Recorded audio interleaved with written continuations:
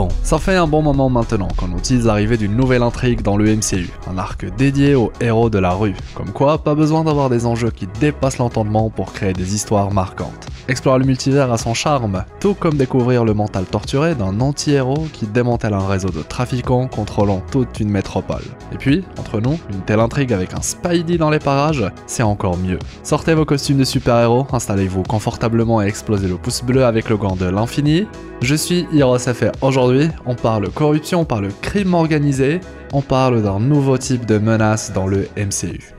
Bon visionnage.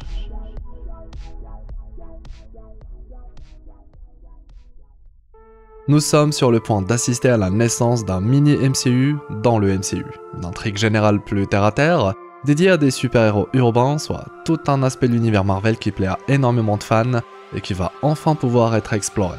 À croire qu'il fallait qu'un certain Spider-Man soit enfin de retour en tant qu'araignée sympa du quartier pour amorcer l'arrivée de cet arc.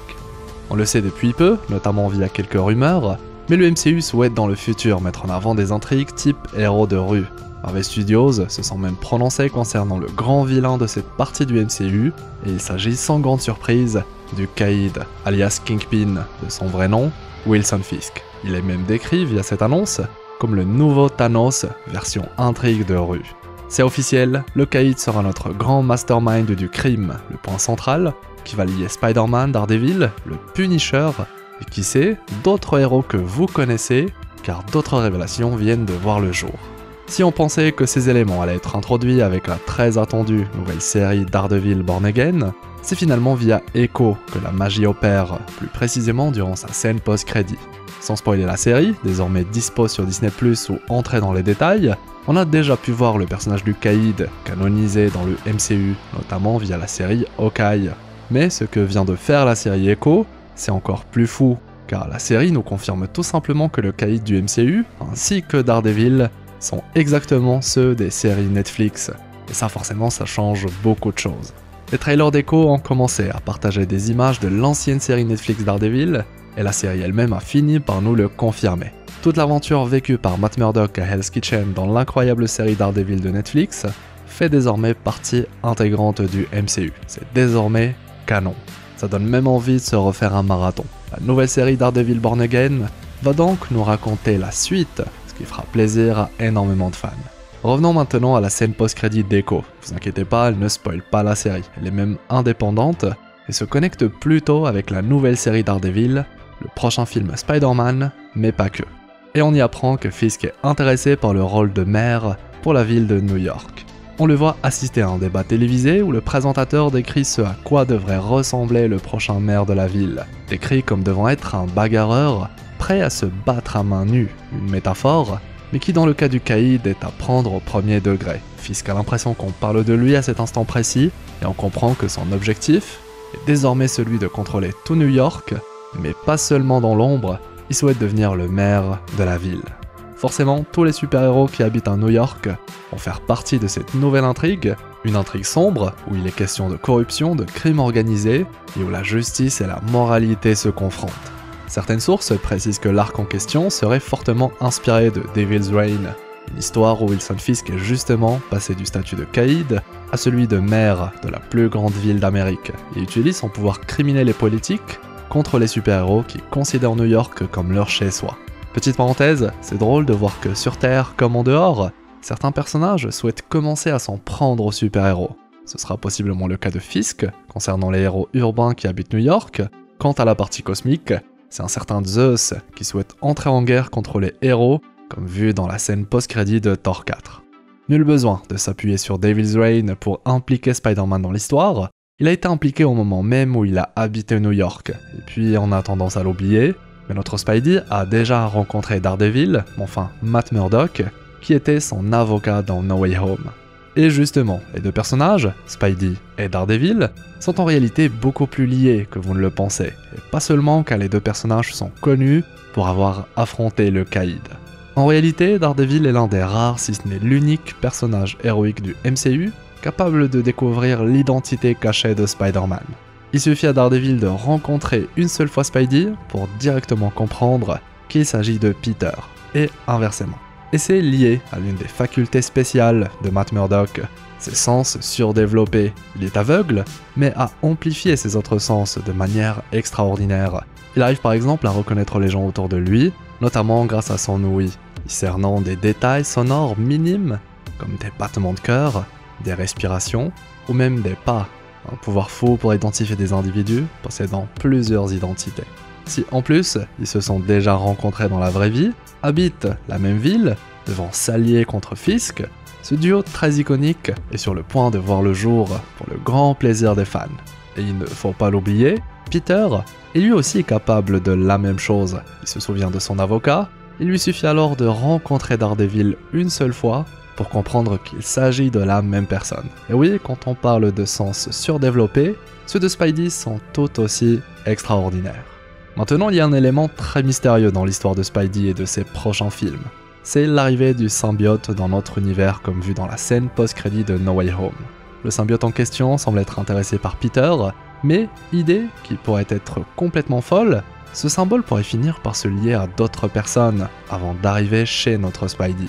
Qui sait, le Caïd, Daredevil ou le Punisher pourraient tous être la cible du symbiote à un moment donné. Plus il intègre de corps différents, plus il se nourrit de leur savoir-faire, devenant encore et toujours plus puissant. Dans les comics, pour l'info, le Punisher a déjà été symbioté, si on peut dire ça comme ça, et résultat, c'est l'un des plus gros massacres jamais engendrés par le Punisher. Vous l'avez sûrement remarqué, mais j'ai à plusieurs reprises évoqué le nom du Punisher, et c'est pour une très bonne raison. Premièrement, il semblerait qu'il fasse partie de la nouvelle série Daredevil Born Again, et donc son histoire à lui aussi, via sa série Netflix, fait désormais partie du MCU. L'histoire du Punisher est canon.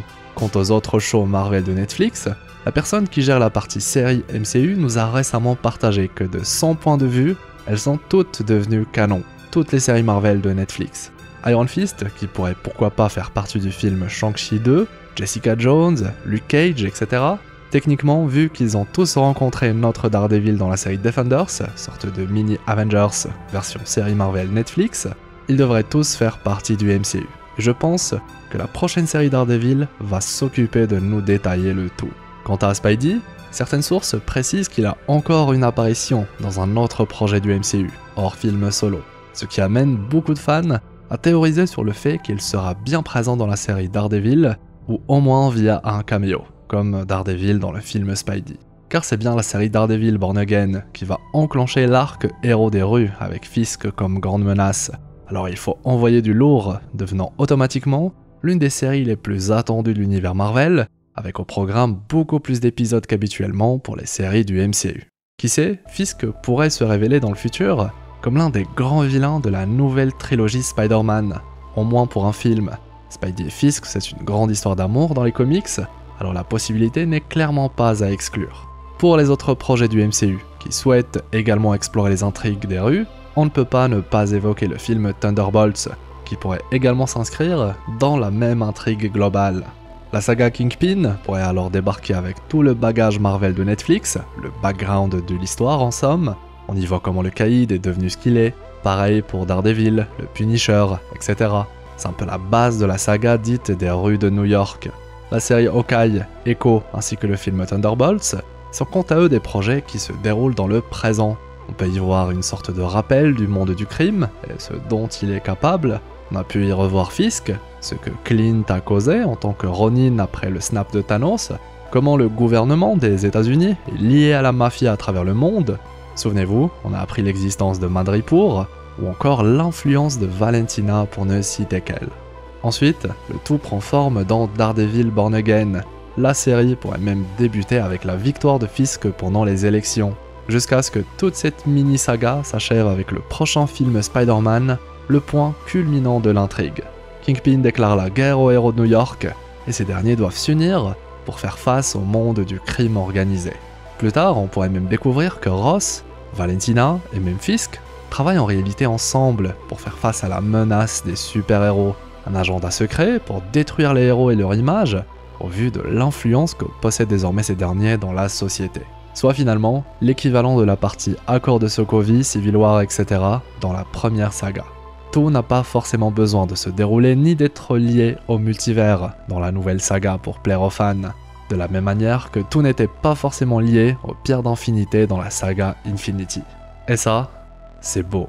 Voilà, un sacré gros dossier, cette sous-saga que souhaite mettre en place le MCU à travers certains nouveaux projets. Moi en tout cas, j'ai hâte de voir Spidey faire équipe avec Daredevil et les autres pour contrecarrer les plans d'un Wilson Fisk plus puissant et influent que jamais. Ce sont ce genre d'histoires qui m'ont fait apprécier l'univers Marvel en premier lieu. Mais j'avoue, explorer la galaxie, ça a aussi son petit charme.